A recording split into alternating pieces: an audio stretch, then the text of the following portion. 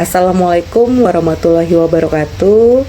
Perkenalkan, nama saya Mary. Saya adalah mahasiswa MPDR UT UP BJJ Cabang Jakarta.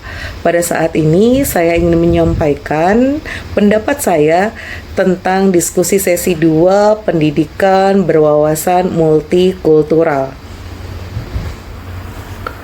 Berikut pendapat saya tentang 5 hal penting yang dibahas oleh penulis dalam materi pengayaan sesi 2.1 dengan judul Pendidikan Pendekatan Multikultural untuk Membentuk Karakter dan Identitas Nasional di Era Revolusi Industri 4.0 dengan metode literatur review.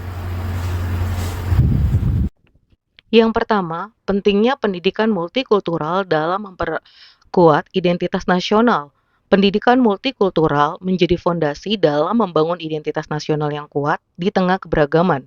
Melalui pendekatan ini, peserta didik diajarkan untuk memahami, menghargai, dan hidup berdampingan dengan perbedaan budaya, suku, adat, dan agama yang ada di Indonesia.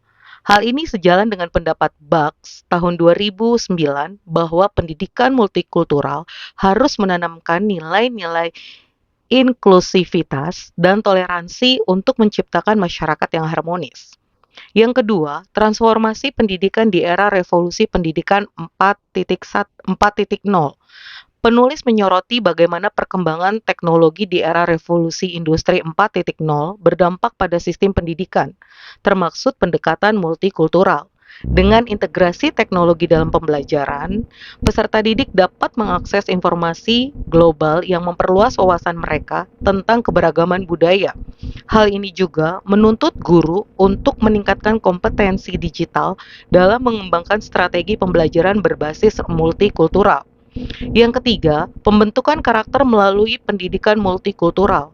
Pendidikan multikultural tidak hanya berfungsi sebagai transfer pengetahuan, tetapi juga sebagai sarana pembentukan karakter peserta didik. Dalam kajian literatur, penulis mengutip berbagai penelitian yang menunjukkan bahwa pendidikan multikultural dapat menanamkan nilai-nilai seperti keadilan, kesetaraan, dan empati. Dengan demikian, peserta didik tidak hanya menjadi individu yang cerdas secara akademik, tetapi juga memiliki moralitas yang baik dalam kehidupan bermasyarakat. Yang keempat, tantangan implementasi pendidikan multikultural di Indonesia. Meskipun banyak manfaat, penulis juga membahas berbagai tantangan dalam mengimplementasikan pendidikan multikultural di Indonesia. Beberapa di antaranya adalah kesenjangan akses pendidikan, perbedaan kurikulum antara daerah, serta potensi konflik sosial akibat perbedaan budaya dan agama. Oleh karena itu, diperlukan strategi kebijakan yang komprehensif agar pendidikan multikultural dapat diterapkan secara efektif di seluruh wilayah Indonesia. Dan yang terakhir, yang kelima, strategi dan model pembelajaran multikultural yang efektif.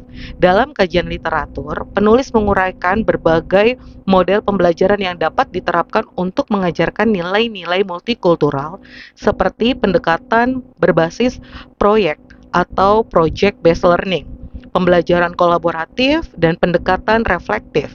Model-model ini memungkinkan peserta didik untuk mengalami langsung interaksi dengan budaya yang berbeda, sehingga pemahaman mereka terhadap keberagaman dapat lebih mendalam. Kesimpulan soal nomor 1 adalah pendidikan multikultural dalam konteks revolusi industri 4.0 menjadi instrumen penting dalam membangun karakter dan identitas nasional. Dengan pendekatan yang tepat, tantangan dalam implementasi dapat diminimalisir dan generasi muda dapat tumbuh menjadi individu yang menghargai keberagaman serta dapat berkontribusi langsung secara positif bagi bangsa. Untuk pertanyaan yang kedua, saya akan menyampaikan pengalaman saya terkait kegiatan atau program pendidikan multikultural yang terdapat atau yang pernah saya jalankan di sekolah saya dan langkah-langkah konkret apa yang saya laksanakan untuk menciptakan lingkungan yang bersifat multikultural dan mendukung perkembangan sosial serta akademis semua siswa. Berikut pendapat saya. Dalam pengalaman saya di lingkungan sekolah, pendidikan multikultural telah diterapkan melalui berbagai kegiatan yang bertujuan untuk menanamkan nilai keberagaman, toleransi, dan kebersamaan di antara peserta didik. Sebagai sekolah penggerak angkatan pertama dengan fokus penerapan nilai-nilai profil pelajar Pancasila, di mana guru berperan sebagai fasilitator dalam menciptakan pembelajaran yang toleran dan bermanfaat bagi semua murid di SDN Pondok Kopi 02. Salah satu kegiatan P5 yang paling berkesan bagi saya adalah ketika kami melaksanakan kegiatan P5 dengan topik sosiodrama upacara adat, di mana para murid dari berbagai latar belakang budaya memerankan pelaksanaan upacara adat sesuai dengan pilihan mereka. Walaupun murid tersebut bukan berasal dari daerah yang mereka perankan. Kegiatan ini tidak hanya memperkenalkan upacara yang ada di Indonesia, tetapi juga membangun rasa saling menghargai antara murid. Selain itu, di sekolah saya juga pernah melaksanakan pembelajaran kolaboratif berbasis budaya, di mana murid dari berbagai latar belakang etis dan budaya dan agama dikelompokkan untuk menyelesaikan proyek bersama yang berkaitan dengan isu keberagaman dan mendeklarasikan anti perundungan di SDN Pondok Kopi 02. Melalui kegiatan ini, mereka belajar untuk berkomunikasi dengan baik, memahami perspektif yang berbeda, dan membangun kerjasama tanpa diskriminasi. Penerapan pendidikan multikultural di sekolah bukan hanya dilaksanakan pada pembelajaran P5, namun juga kami melaksanakan di dalam kelas. Contoh penerapannya antara lain, diskusi lintas budaya dalam mata pelajaran IPAS dan Pendidikan Pancasila, di mana murid diajak untuk mendiskusikan kasus-kasus nyata yang terjadi di masyarakat terkait keberagaman dan cara menghadapinya. Diskusi ini memperkuat pemahaman murid tentang pentingnya persatuan di tengah perbedaan. Beberapa langkah konkret menciptakan lingkungan multikultural yang telah saya terapkan antara lain, yang pertama, mengintegrasikan pendidikan multikultural dalam kurikulum di sekolah maupun di kelas saya. Stakeholder di SDN Pondok Kopi 02 memastikan bahwa kurikulum yang digunakan di sekolah tidak hanya menekankan aspek akademik, tetapi juga menanamkan nilai-nilai multikulturalisme. Contohnya adalah dalam pembelajaran IPAS, saya mengajak peserta didik menganalisa bagaimana keberagaman budaya dan geografis di Indonesia berkontribusi terhadap perkembangan masyarakat.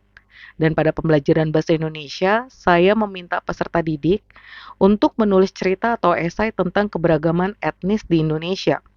Dan yang kedua, membentuk lingkungan kelas yang inklusif.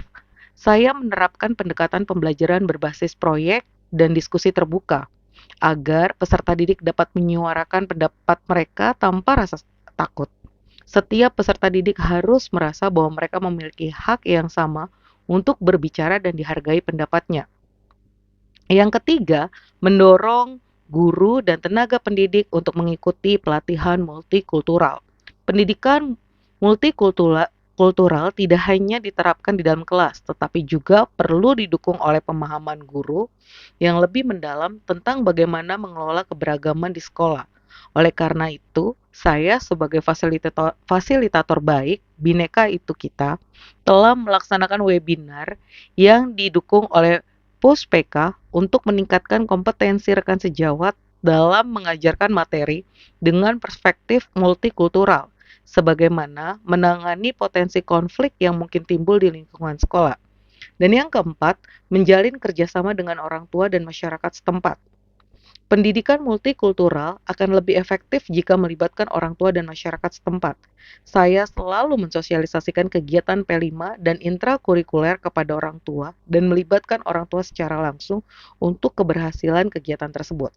Selain itu, saya juga memanfaatkan kelenteng di samping sekolah agar peserta didik saya yang beragama Buddha mendapatkan pembelajaran keagamaan yang sesuai dengan agama yang mereka anut.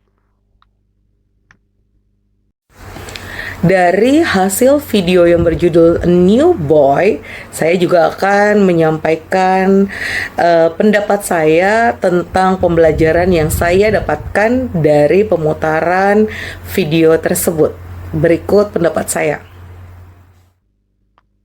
New Boy adalah film pendek yang menggambarkan pengalaman seorang anak baru bernama Joseph, seorang imigran dari Afrika yang berusaha beradaptasi di sekolah baru di Irlandia.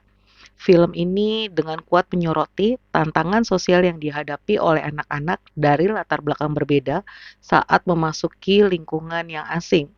Pembelajaran yang saya dapat adalah yang pertama, tantangan adaptasi dalam lingkungan baru. Joseph mengalami kecanggungan dan kesulitan dalam beradaptasi dengan teman-temannya karena perbedaan budaya dan latar belakang yang ia bawa. Ini mencerminkan bagaimana peserta didik imigran atau anak-anak dari minoritas budaya seringkali menghadapi hambatan sosial ketika mereka memasuki lingkungan yang baru. Dalam konteks pendidikan multikultural, ini menunjukkan pentingnya sekolah dalam menciptakan lingkungan yang inklusif dan menerima perbedaan. Dan pembelajaran yang kedua yang saya dapat adalah dampak stereotip dan diskriminasi. Beberapa teman sekelas Joseph awalnya memperlakukan dia dengan sangat kasar, menunjukkan bagaimana prasangka dan stereotip dapat menciptakan penghalang dalam hubungan sosial. Menurut Banks tahun 2019, pendidikan multikultural harus dirancang untuk mengurangi bias dan stereotip dengan cara memberikan pemahaman yang lebih luas tentang keberagaman budaya. Ini berarti sekolah perlu memberikan ruang dialog dan pemahaman untuk mencegah diskriminasi terhadap siswa dengan latar belakang yang berbeda. Dan yang ketiga adalah pentingnya empati dan penerimaan sosial. Seiring berjalannya waktu, teman-teman Joseph mulai memahami dan menerima kehadirannya, menunjukkan bahwa anak-anak mampu membangun hubungan sosial yang sehat ketika mereka diberi kesempatan untuk mengenal satu dengan yang lainnya tanpa prasangka. Hal ini menunjukkan bagaimana guru dan lingkungan sekolah memiliki peran penting dalam membimbing interaksi sosial yang positif. Seperti yang dikemukakan oleh Nieto tahun 2010, pendidikan multikultural tidak hanya tentang mengajarkan keberagaman, tetapi juga membentuk sikap inklusif dan empati terhadap sesama. Poin penting yang keempat yang saya dapat adalah peran guru dalam membangun lingkungan yang inklusif. Dalam film ini, guru berusaha menciptakan suasana yang kondusif bagi Joseph, meskipun tantangan sosial masih muncul di dalam kelas.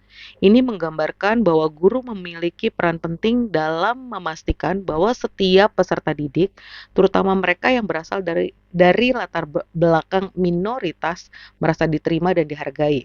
Pendekatan seperti diskusi kelompok, aktivitas kolaboratif, dan pembelajaran berbasis pengalaman dapat membantu mengurangi rasa terisolasi yang mungkin dirasakan oleh peserta didik seperti Joseph. Yang kelima, keberagaman sebagai kekuatan, bukan hambatan.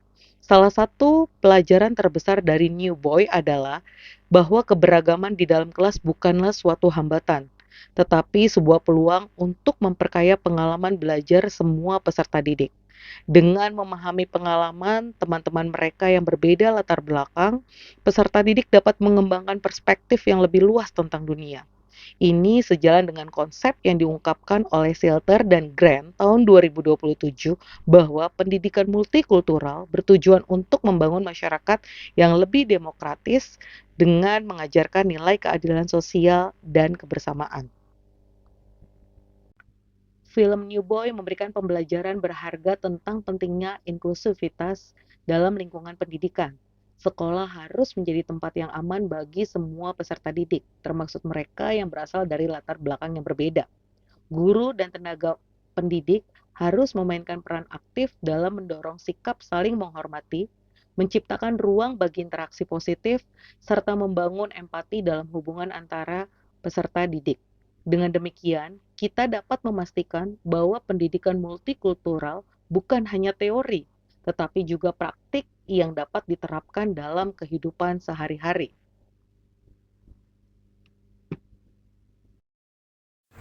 Sekian pendapat saya sampaikan untuk diskusi sesi 2 ini. Atas kekurangan dan saran, terima kasih untuk semuanya. Wassalamualaikum warahmatullahi wabarakatuh.